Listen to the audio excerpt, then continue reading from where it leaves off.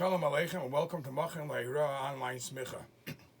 Not too long ago, an interview was posted. One of the lawyers who helped write the Rebbe's will, the Rebbe's Savah, and there's a fascinating detail there that's a tremendous halacha. He said that after negotiating and setting up the exact text as the Rebbe wanted it to be written in the Tzavah, in the will, so he came back with the final draft, and he comes to the Rebbe's house, and he wants the Rebbe to sign it. So the Rebbe says, "Hold on, let's now all sit down together and reread the whole thing again, and only once I read it all, I will sign it." Now this is after days of negotiating, exactly checking things and detailing things, and yet the Rebbe says when the letter, when the draft is a final draft, when the document is a final document, before you sign, he wants to reread it together with all parties. And actually, when I heard that, I said, this is a clear din in Shulchan Aruch. The Shulchan Aruch in Choshen Mishpat says, in Siman Mem Hey, that Eidim are not allowed to sign any document unless they read it. Because if, for all you know, you think you're signing a document stating so-and-so, but really somebody changed some wording there, and you ended up, what you think you're signing on, if you don't read the whole page, you might be signing something that's not exactly what you think. So there's a clear din in Shulchan Aruch that you're not allowed to sign a paper unless you read it, especially if you are a witness that's going to come and play on the authenticity, on the tamimis, on the nemanus of the shtar. You have to make sure that you read it first. Now, so the question becomes a very common question. A lot of times there is a chasna, and the learned people or the fruma people are the ones that are the relatives, and the relatives are pasalei, and sometimes the kesuba is written in the kesuba for a chasna is written in a time and a place when there isn't too many people, so they just stop by and they bring somebody in from outside. Could you help us out? We need signatures. We need Eidim to sign on the kesuba or on the tnoyim or whatever it is. Now, is there a halacha based on what we just said that you shouldn't just flag anybody down and say, okay, we need you as a witness? We have to have somebody who knows what's going on and knows what's being written in the shtar kesuba and the shtar tnoyim, and only when you read it and he knows what he's signing, he's a eligible aid, just to take anybody off the street. And the kesuba is a little complicated, because the kesuba is not only that it has many details, many details of obligations. The kesuba is not even written in regular Hebrew. It's Aramaic. It's hard lashonis, hard words. Maybe you can't just take anybody to sign a kesuba. So this is actually, the Shulchan Aruch says in Siman Mem Hey, as mentioned before in Choshen Mishpat, the Shulchan Aruch says that sometimes some people could sign a kesuba without reading it, but it's an exception to the rule. It says the Reish Bezdin, if he was negotiating some kind of deal, and he knows what the gist of the shtar, what the clerk, what the secretary wrote, and he told basically what the secretary should write, because he knows that everybody in the office is afraid of him. The aim of the Reish Bezdin is on those people. So once those papers, those documents are given to him, he doesn't have to read it all the whole paper again. He could sign it off. However, the Shulchan Aruch says clearly in Siman Mem Hey Siv Beis, the Ein Shar Ha'am Rashaim Lases Kain, a standard person shouldn't do that, shouldn't sign, Ad sheyikra ha'eid hashtar mila b'mila, until before you sign, you read every word of what you're signing about in the shtar. Now, in Seif Hey, however, the Mechaber goes on to say, if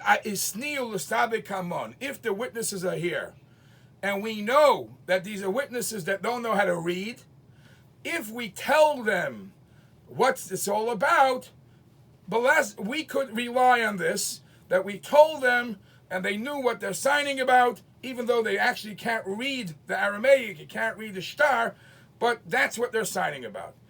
The Shach goes on to say that this is something that you only do by the Yevid. L'chatchila, you got to find somebody who's signing the shtar who knows exactly what the shtar is all about and what he's signing. But by the Yevid, as long as he was told what's written there, is good enough.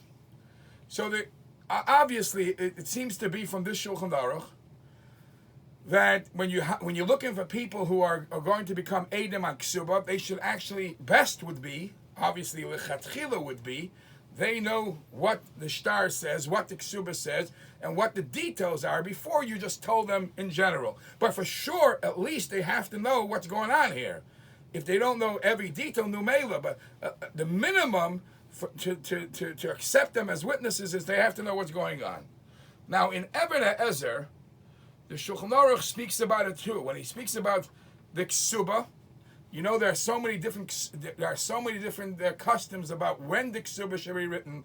There's a question: how can you write a Kesuba? And in the Kesuba it says that the husband was Mekadesh his wife, and that you're writing it before it happens. You're writing it before the chuppah.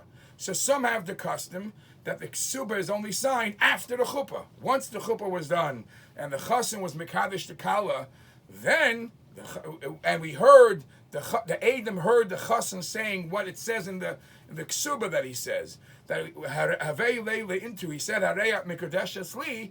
Only then the Kesuba is signed. But yet, many have the custom that the Kesuba is signed before the chuppah, and the reason for that is because as long as Asukim, as long as we see that everybody involved, the parties involved, are heading towards the chasna, we assume that it's going that way. So it's as if we could already sign a bit early because the excitement and the acknowledgement is there already, so they could sign off on it. But the Shulchan Aruch in Siman Samach Vav in Eben Ezer says another detail. Yesh Eidim Choismin al Ksubes. We find there are Eidim that sign Ksubas, Shakaru Tachas HaChuppah, the ones that were read out loud under the chuppah, Afal Pi Shehem Lo Shamu Kriya. They didn't hear when the person was reading the Kesuba, only for those who signed the Kesuba after the chuppah. There are Eidim, the Shulchan Aruch, the Ramah says, there are Eidim that are pulled over after the chuppah and say, now that the chuppah is over, please sign. Would you be able to sign this Kesuba, even though they didn't hear the Kriya? Afal pi d'lo shapir avdi, it says the Ramah, even though that's not proper because they don't know what they're signing, they didn't hear what the paper is. Ein l'shanis minhagim, you don't have to change their minhag. Now, based on this, it seems to be kula. As long as we know that the Eidim know the general gist of what's going on, it's good enough. As the Ramah says, they didn't hear the details of the Kesuba, which this alone could be a difference between a Sephardi Kesuba and Ashkenazi Kesuba, because Ashkenazi Kesuba, basically, the standard text is by all weddings. So as long as you heard one, you must probably know what the standard text is. By the Sephardi Kesuba, it changes from person to person. The amounts change, and what you bring in changes. They have many more details. So it could be a bigger problem if you're signing a Sephardi Kesuba, but at least the Sephardi Kesuba is only signed after the chuppah. The issue is, many Ashkenazim, write the Kesuba before the chuppah. And not only he didn't hear, and if he's a person that can't read, he really has no involvement, no knowledge of what's going on.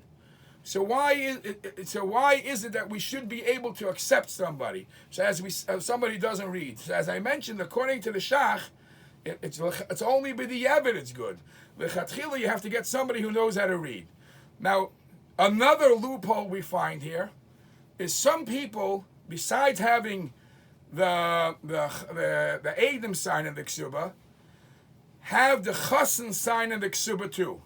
What benefit does that have? The benefit that has is the Chassan's signature solidifies the responsibility of the Kesuba as is, because it's like an IOU. So the IOU is good enough to make validity to the Kesuba. So even if they don't know the details, they could just shake their head to what they know the Chassan wrote. Whatever the Chassan signed, they're acknowledging. So perhaps that would be good, but of course that will only be a loophole if the chassan signs. Many people don't have the custom the chassan to sign.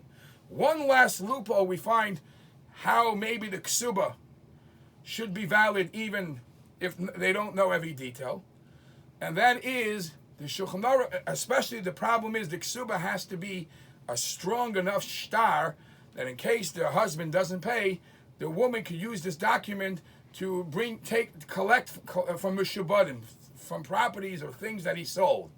Now, IOU doesn't do that. So we need it to be a much stronger kesuba, a much stronger shtar. So the last loophole where we can find is the Ramah writes in Siman Nun Aleph in Choshe Mishpat that not necessarily Eidim that sign a shtar and they don't know what it says, it's automatically invalid. It could be that part of the shtar would be valid and part of the shtar would be invalid. How?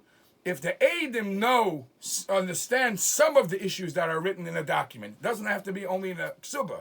They don't necessarily know every little detail, so the ones they understood becomes valid, and the ones they don't understand does not become valid. In other words, the strength of the shtar could be split in half. So in this case, as long as they know the general gist of what marriage is and what's the responsibility from husband to wife, wife to husband, v'chulu v'chulu, so it's still their signature, even with the minimum knowledge, would be good enough to give some strength to the kesuba. But of course, as I mentioned before, it is best that the Eidim who sign a kesuba know what it says, and it's best that it should be explained to them the details before they sign.